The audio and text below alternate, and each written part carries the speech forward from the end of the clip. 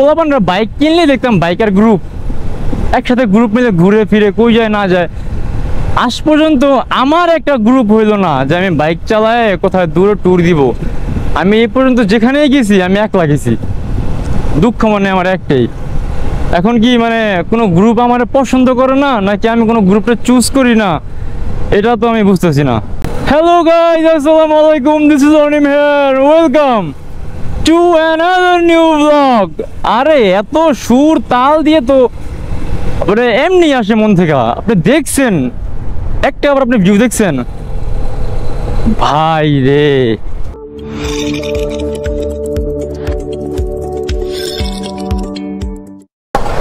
এই মনোরম সুন্দর সবুজ শ্যামল পরিবেশের মধ্যে আমার ব্লগটা আজকে হচ্ছে রয়্যাল এনফিল্ড নিয়ে।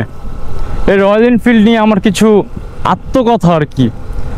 আত্মকথা মানে কি, মানে দোস্ত আত্মকথার কেমনে মানে আমার বই প্রকাশ আর কি, যাই হোক একটা হবে।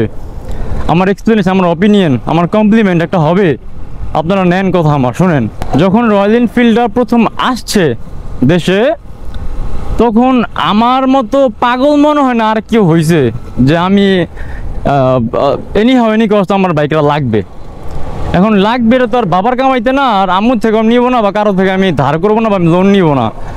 আমার ক্ষুধা হইল কি আমি কামাইয়া কিনবো, আমি তো কিনতে পারতেছি না।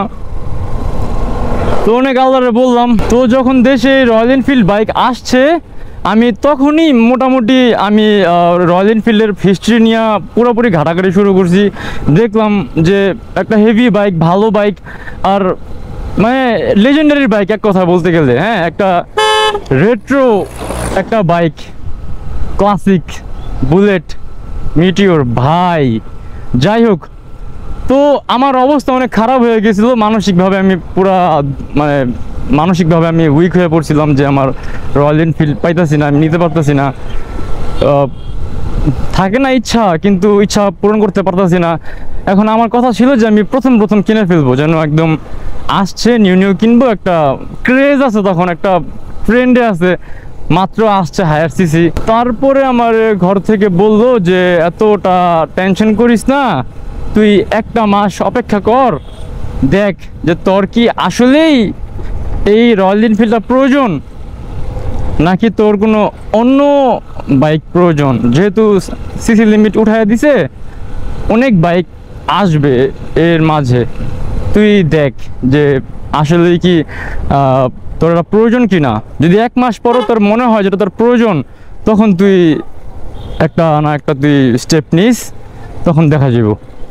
কিন্তু আমি দেখলাম ভাই রে, আমি দেখলাম এক মাস পরে যে মালিবাগ, রামপুরা, পরে মৌচাক, এইসব জায়গাতে, মিরপুরে, মানে যারাই কিনতেছে বেচতেছে, মানে কিনতেছে সবাই, কিন্তু মেনটেনেন্স কস্ট যেটা,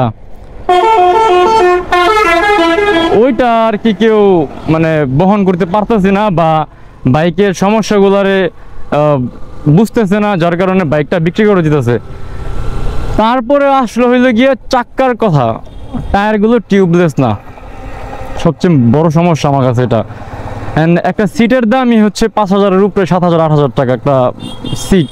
যেমনটা আশাবাদী ছিলাম অমনটা হয় নাই।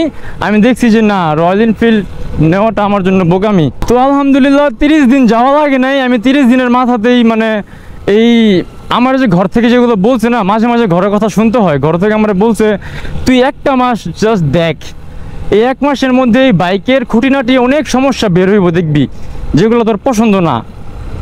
হ্যাঁ, একদম ওইটাই হয়েছে যে বাইকটার আমার যেসব সমস্যাগুলো আমার কাছে একদম বিরক্তিকর লাগে, ওগুলোই চাক্কা মাক্কা টাল হয়ে যেতেছে।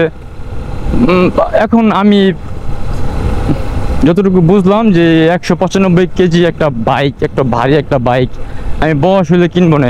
এখন ঘরে ঘরে রয়্যাল এনফিল্ড চলে আসছে, যার কারণে আমি রয়্যাল এনফিল্ড নিলাম না। অ্যান্ড এক মাস আসতে না আসতেই আজকে আমার অতটুকু অ্যাবিলিটি হয়ে গেছে যে আমি আলহামদুলিল্লাহ আপনাদের দোয়াতে একটা CF Moto 300 SR সব ধরনের ফিচার্সের বন্যা। আর যেটা 250 সিসি, ওইটাতে আপনার আর কি TFT মিটার না।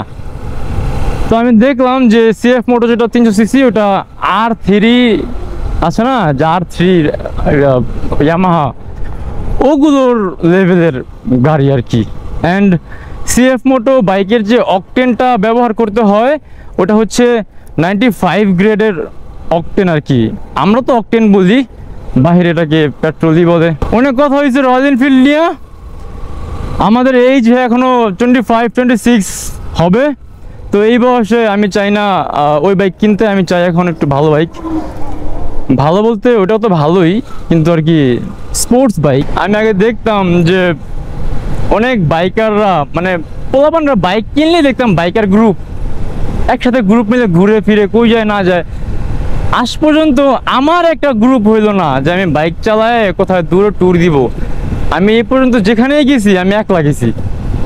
দুঃখ মানে আমার একটাই, এখন কি মানে কোনো গ্রুপ আমার পছন্দ করে না, নাকি আমি কোনো গ্রুপটা চুজ করি না, এটা তো আমি বুঝতেছি না। কিন্তু আমি চাই যে আমার একটা গ্রুপ হোক, আমি গ্রুপের সাথে একসাথে নিয়ে আমি একটু সাজেক যাই, বান্দরবান যাই, রাঙামাটি যাই, একটু অ্যাডভেঞ্চারাস একটা একটা ঘোরাফেরা হয়ে গেল, আমার একটা অ্যাডভেঞ্চারাস ঘোরাফেরা হয়ে গেল, আমি এটাই চাই। আপনারা কমেন্টে জানান আমাকে। আমি যাত্রাবাড়ি ড্যামরা অঞ্চলের মধ্যে আছি, আপনারা আমাকে কমেন্টে বললে একটা গ্রুপ লাগলে আপনারা খুঁজলেন, একসাথে ঘুরবো না যদি আপনারা বাইকাররা থাকেন। আমি খুবই একা রে ভাই। নিমতলা চলে আসছি। ওকে, শর্ট ভিডিও ছিল আপনাদের, আমি ভিউটা দেখাইছি। ওকে থাকেন, আল্লাহ হাফিজ, আসসালামু আলাইকুম।